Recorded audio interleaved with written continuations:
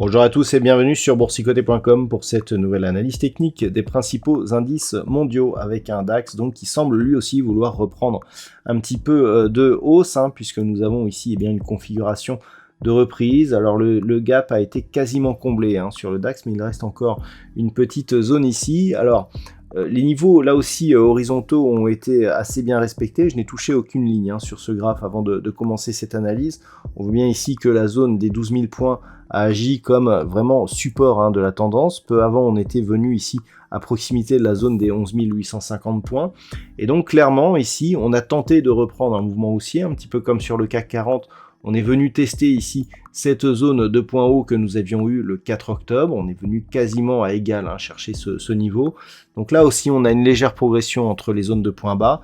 Donc clairement, on est en train de construire ici une tentative d'inversement de la tendance court terme qui reste toujours baissière au moment où on effectue cette analyse, mais avec ici cette succession de points bas plutôt haussières et cette tentative ici de casser cette zone des 12 680.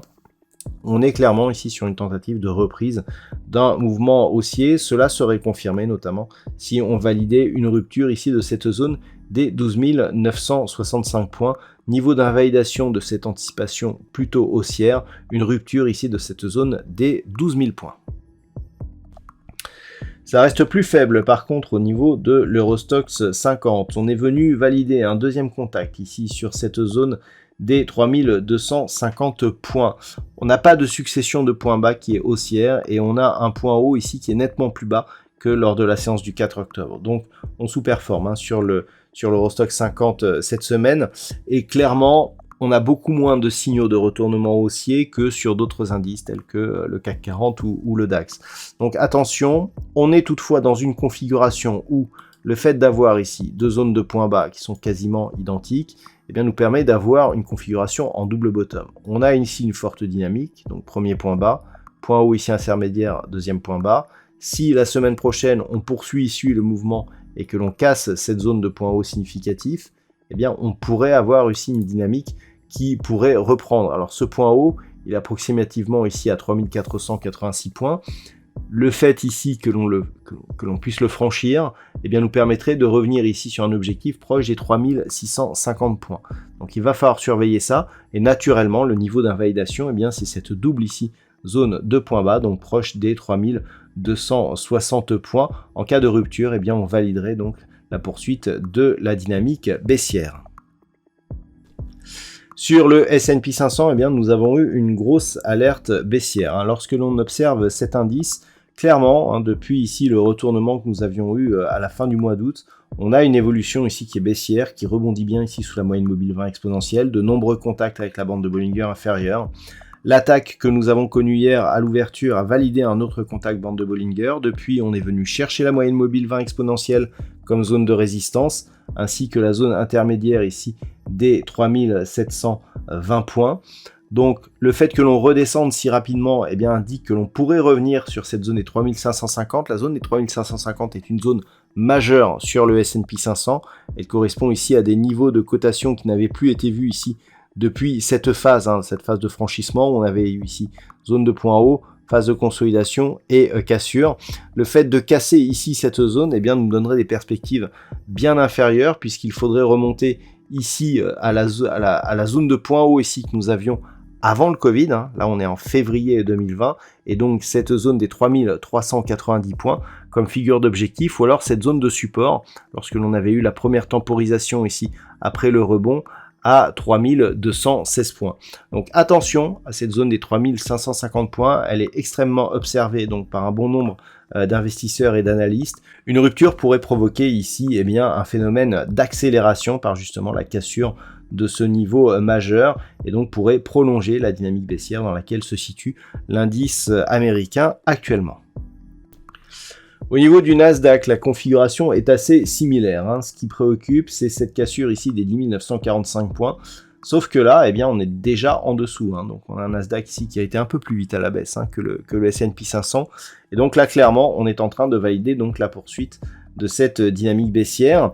Ce n'est pas anodin, on est vraiment ici dans une configuration eh bien, qui confirme là aussi ce mouvement un peu plus moyen terme. Et là aussi, pour retrouver eh bien, des zones de référence, on est obligé de regarder ce qui s'est passé avant le Covid. Et donc lorsque l'on observe, alors déjà, on casse le retracement à 61,8% de Fibonacci, c'est la zone que l'on est en train de tester actuellement. Et donc si on casse, eh bien, on a une zone ici horizontale, donc proche des 10 300 points, et cette zone de point haut, hein, là aussi que nous avions eu juste avant le Covid, hein, qui se situe à 9735 points. Donc là, globalement, on est sur des niveaux qui peuvent provoquer de grosses accélérations. La rupture ici du retracement à 61,8% de Fibonacci n'est non plus pas anodine, hein, par rapport à la cassure que nous avons sur le S&P 500.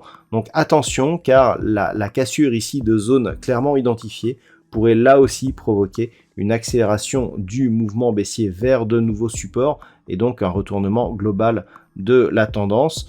Donc la semaine prochaine, vraiment à surveiller ici les deux niveaux inférieurs et ce retracement de Fibonacci. En absence de rebond et donc de cassure, par exemple de cette zone ici des 11 575 points, eh bien on reste dans une dynamique baissière potentiellement forte. Et puis finalement, au niveau du Nikkei, on a plutôt bien résisté. On est resté ici dans un range entre 25 800 et 27 400 points. Pas énormément de mouvements, un petit peu de volatilité, des gaps, mais globalement, c'est resté relativement contenu, hein, sur cet indice japonais. On avait eu un gros gap ici qui a été comblé, mais globalement, ça se neutralise. Alors ça va un petit peu dans le sens de la dynamique globale. On avait bien eu, hein, donc le signal de sortie ici de cette dynamique baissière, mais on n'avait pas validé la reprise haussière, hein. Malgré ici un nouveau plus haut significatif, le fait que l'on soit revenu ici sur cette ancienne zone de support, donc proche des 25 800 points, a totalement annulé eh bien, la possible reprise en dynamique de l'indice japonais. Par contre, eh bien, on confirme pour l'instant la neutralisation, puisque cette zone des 25 800 n'a plus été attaquée. On reste donc sous la zone des 27 400 points.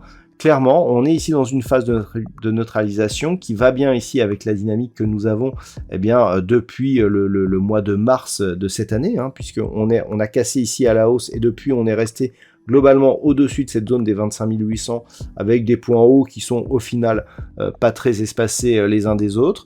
Donc phase de neutralisation moyen mais aussi d'un point de vue court terme sur le Nikkei tant que l'on se situe ici entre 25 800 et 27 400 points sur l'indice japonais. Voilà donc ce que l'on peut dire sur l'analyse technique de ces principaux actifs de marché en cette fin de semaine. Je vous souhaite de passer un bon week-end. On se retrouve dès la semaine prochaine pour d'autres analyses techniques, toujours sur le site boursicoté.com.